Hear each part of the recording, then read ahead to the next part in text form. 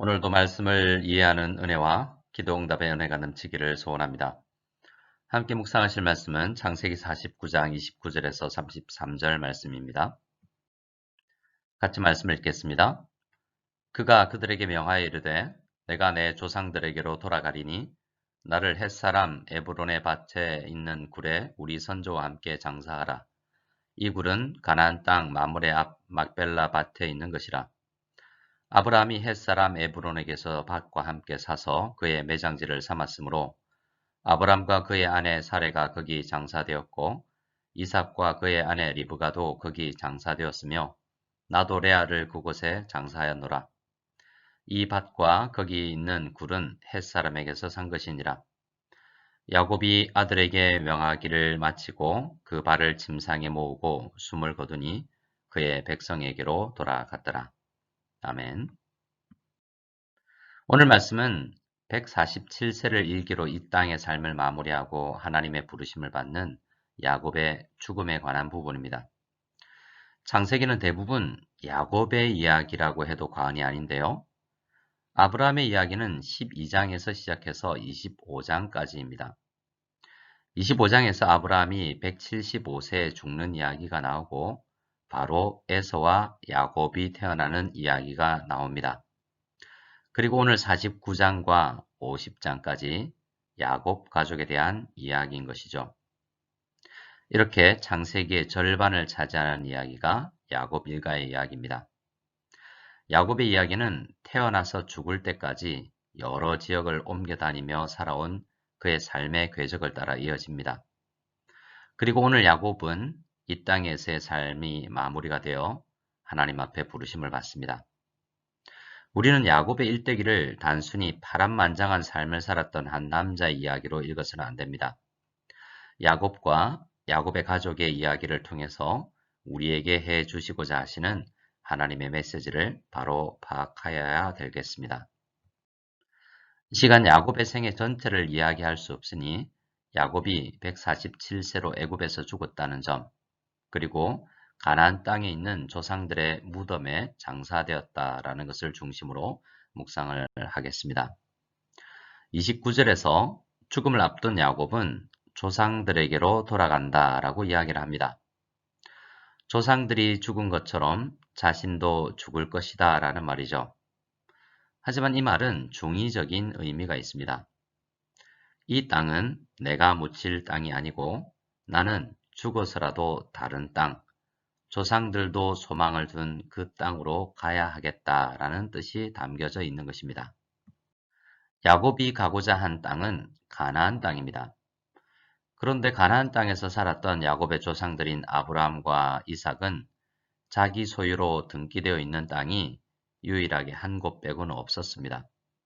그 유일한 장소, 야곱 가문이 소유권을 주장할 수 있는 땅이 할아버지 아브라함이 햇사람 에브론에게서 산 밭입니다. 이 밭은 정상적으로 돈을 지불하고 구입한 땅이기 때문에 야곱이 소유권을 주장할 수 있고 자신도 묻힐 수 있는 땅입니다.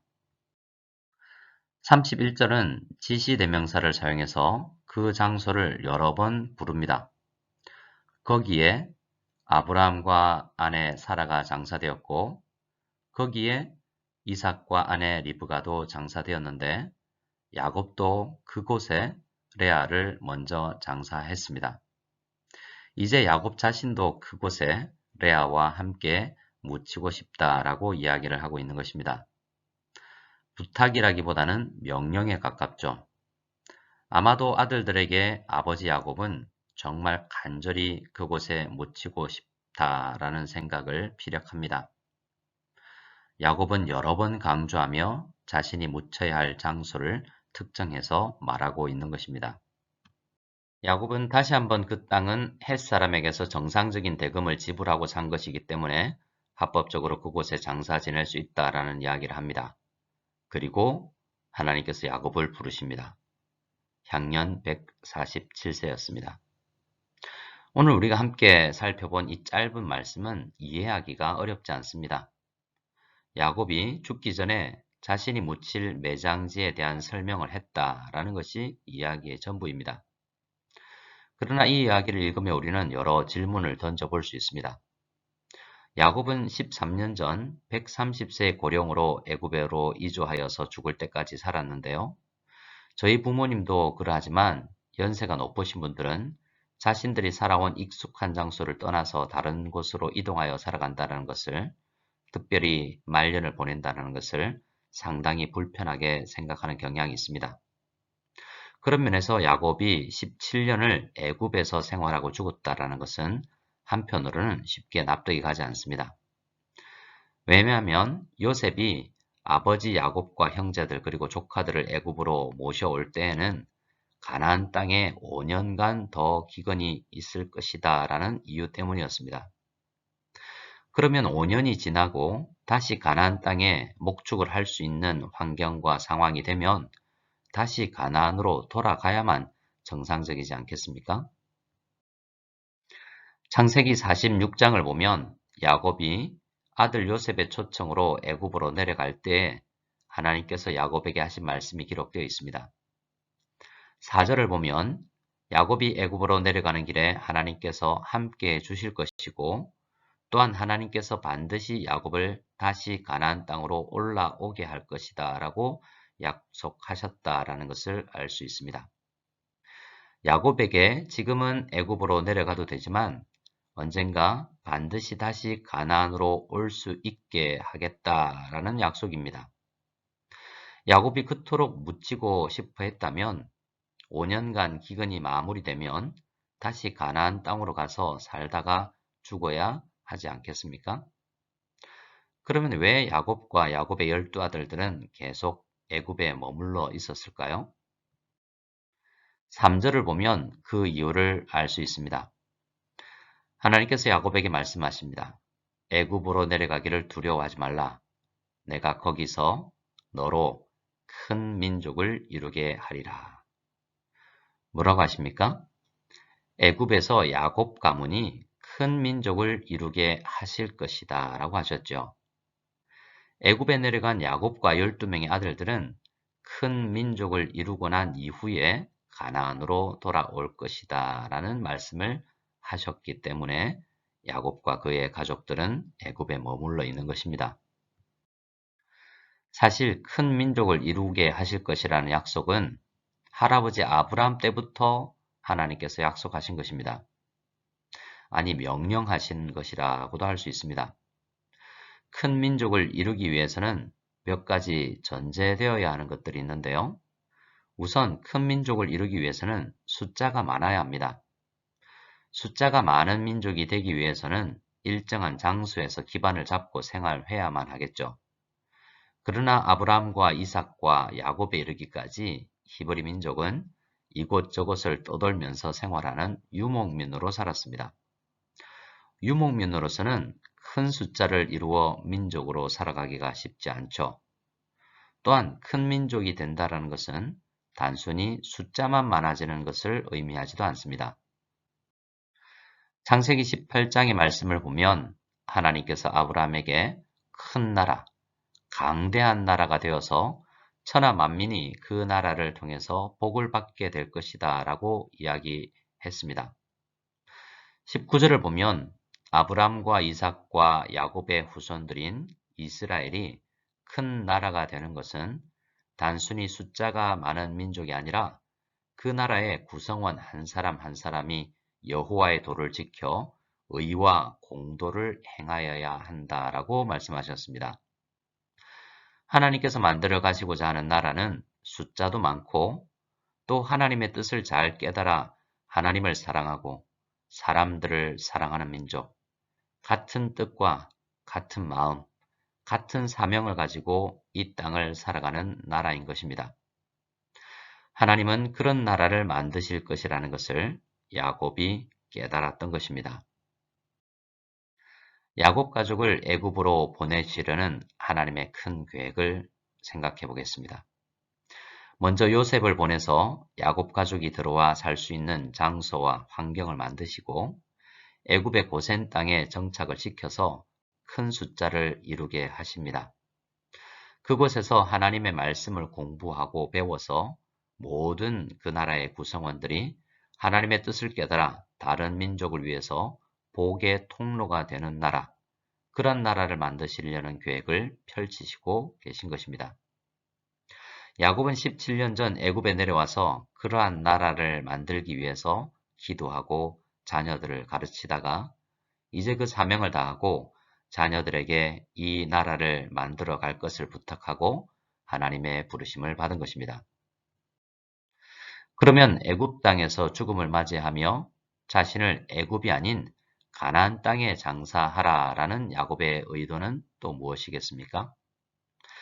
아직 우리 이스라엘 민족이 하나님께서 원하시는 큰 민족의 숫자에 미치지 못했기에 계속 애굽에서 살아야 하겠지만 우리가 하나님께서 원하시는 숫자와 말씀의 준비를 마치기 위해서는 애굽 땅에 살아가지만 늘 가나안 땅을 마음에 품고 살아가야 한다는 것을 유언으로 주고 있는 것입니다.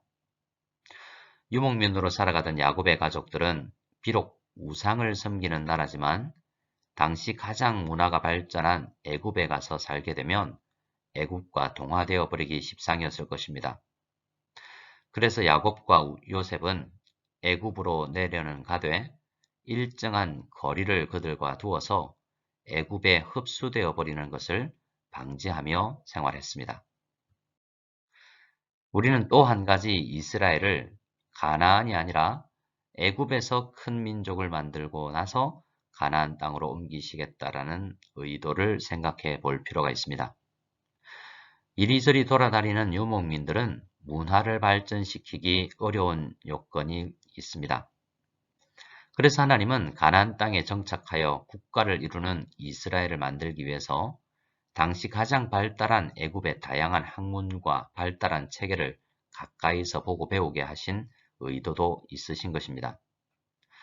비록 왕조가 바뀌면서 나중에는 애굽인들의 종의 신세로 전락해 버리기도 하지만 많은 이스라엘 사람들은 애굽의 긍정적인 발달한 국가 문화를 경험하게 하셨던 것입니다. 하나님은 형제들을 떠나서 자기 혼자 살고자 하던 유다를 불러내시고 다른 형제들과 함께 그 나라를 만들어 가도록 하셨습니다. 또 오래전 헤어졌던 요셉도 다시 극적으로 만나게 하셔서 그 나라를 함께 만들어 가도록 하십니다. 하나님은 그 일을 위해서 애굽 사람들이 일반 은촉의 영역에서 발달시킨 문화도 체험하게 하신 것입니다. 우리는 오늘 묵상한 애굽에서 큰 민족 만들기 프로젝트는 오늘도 진행되고 있다는 사실을 깨달아야 합니다. 우리는 중국이라는 거대한 나라의 한 구성원으로 살아가죠. 하지만 우리는 중국이라는 사회에 온전히 동화되지 않고 교회를 통해서 하나님의 말씀을 배워 한 마음과 한 뜻을 가진 공동체가 되어야 합니다. 야곱 가문이 애굽에서 그러했던 것처럼 말입니다. 우리 아이들은 기독교 학교가 아닌 학교에서도 공부를 합니다. 우리 아버지들은 회사라는 거대한 세상 속에서도 하나님의 백성으로 자라가야 합니다. 우리는 세상 속에 살지만 세상 속에 동화되지 않고 하나님의 나라가 되어야 합니다. 야곱이 오늘 믿음의 조상들이 묻힌 가나안 땅에 장사해 달라고 아들들에게 유언을 남기는 것은 요한복음에서 예수님께서 제자들을 향하여서 유언을 남기신 것과 같은 맥락입니다. 이 두 말씀은 오늘날 교회들에게 주신 말씀입니다. 우리는 이 세상에서 살지만 이 세상에서 보존되어서 하나님의 진리의 말씀으로 무장되어 다시 세상을 축복하기 위해서 세상으로 나아가는 공동체입니다. 바로 그런 공동체가 우리 무성연합교회가 되어야 하겠습니다. 하나님께서 한국의 여러 곳에서 자라신 여러 성도님들을 중국 땅 무석에 보내신 이유도 그러한 이유입니다. 세상과 동화되지 않고 하나님의 큰 민족을 이루어 하나님의 백성으로서의 그 사명을 감당해야 되겠습니다. 오늘 하루도 이 세상을 살아가면서 이 땅의 소망을 품지 말고 유언을 하듯이 하루를 살아가고 특별히 우리 자녀들을 위해서 기도할 때 대학 생활과 초중고등학교 생활 가운데서 세상과 동화되지 않고 하나님의 백성으로 잘 자라날 수 있도록 기도하여야겠습니다. 우리 함께 주기도문 드리고 개인 기도로 나아가겠습니다. 하늘에 계신 우리 아버지여, 이름이 거룩히 여김을 받으시오며 나라가 임하시오며 뜻이 하늘에서 이루어진 것 같이 땅에서도 이루어지이다. 오늘 우리에게 일용할 양식을 주시옵고 우리가 우리에게 죄 지은 자를 사하여 준 것 같이 우리 죄를 사하여 주시옵고 우리를 시험에 들게 하지 마시옵고 다만 악에서 구하시옵소서. 나라와 권세와 영광이 아버지께 영원히 싸움나이다. 아멘.